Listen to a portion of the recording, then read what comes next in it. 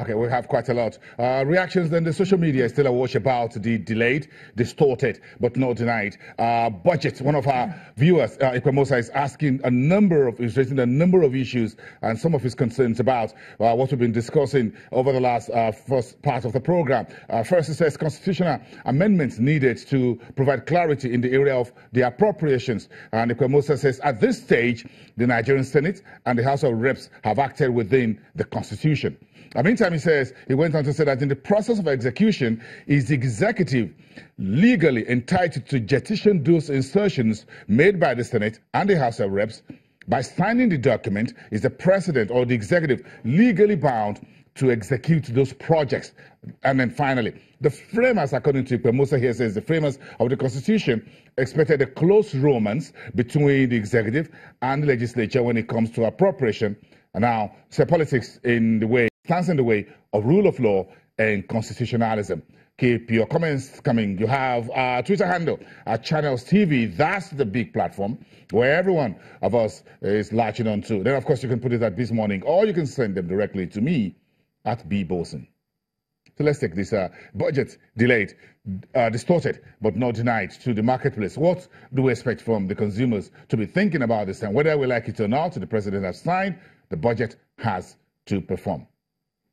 Adimo Kwesa, one of the research analysts at Financial Derivatives Company. Good morning. Good morning, Wilson. We weren't on this side 2 days ago or 3 days ago, Tuesday, when we were having conversations about the budget. Now it looks like we have something much bigger on our hands than we thought on Friday, and how this budget 2018 will impact the consumers market. What was the thinking in your office with the rest of your team over the last 24 hours or so since when this budget was signed? Well, I think the biggest risk for consumers is the impact on commodities, the inflationary impact on commodities. This budget was a spending plan for 12 months, is now going to be congested into 6 months.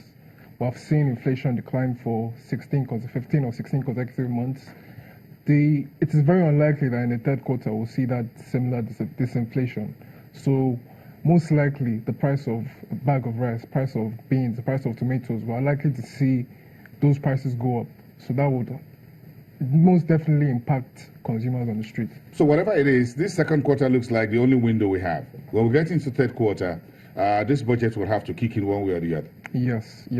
Spending is going to, well, as soon as next week, authorities to expenditure will be issued, capital votes will be issued, and that should provide a stimulus to the economy, and by extension, provide an inflationary impact on the economy. So that is the biggest risk for consumers. Commodity prices are likely to increase significantly. And let's not forget, we're already in the planting season, so seasonally, prices should already begin to tick up. So if we now combine the inflationary impact from the budget, it's not looking nice for consumers. So Tuesday, the Minister of Finance, the Office of the Minister of Finance, released the capital votes expenditure for 2017, and of course the federal government could beat its chest and say, look, we cash backed 1.5 trillion for capital votes for 2017. Now I'm sure they want to do more.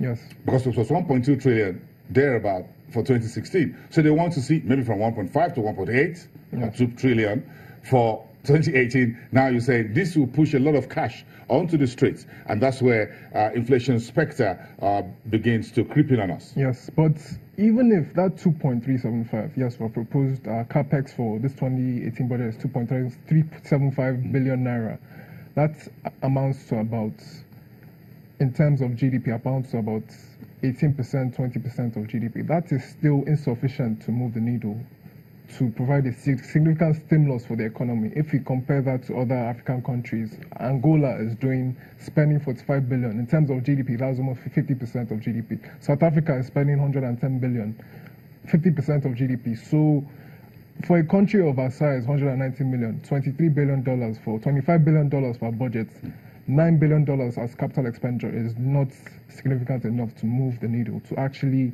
have a significant impact on people's lives. The IMF came out with a damning statement that income per capita is likely to decline consecutively for 8 consecutive years. That means people would only the economy might grow, but people would be getting poorer. So that is the people here, you and I. Yes. Per capita income. Yes. So let's just talk about yes, we would be getting poorer, but the economy will be growing. So that is not good for the economy. We need to spend more to provide it so that the economy would so that income inequality reduce and the economy. We need to spend more, but now even the time of spending is important, isn't it? Yes.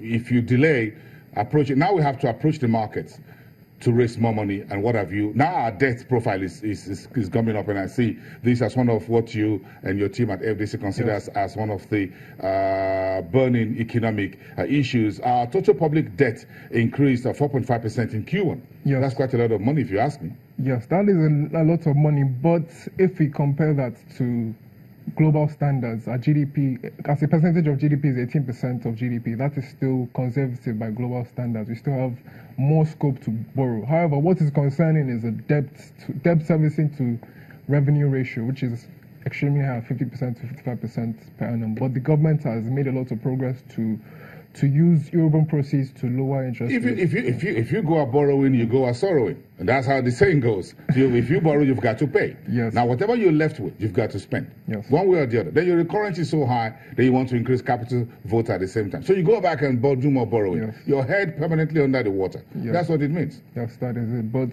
another piece of good news is that funding the budget would be much easier this year than last year or 2016.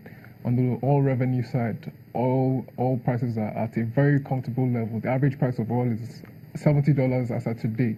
On the non-oil revenue side, the government has made a lot of progress to expand the tax base through various amnesty schemes. The VAT scheme has been able to recover looted funds, has been able to block leakages. So funding the budget wouldn't be as challenging as it was in 2017 or 2016.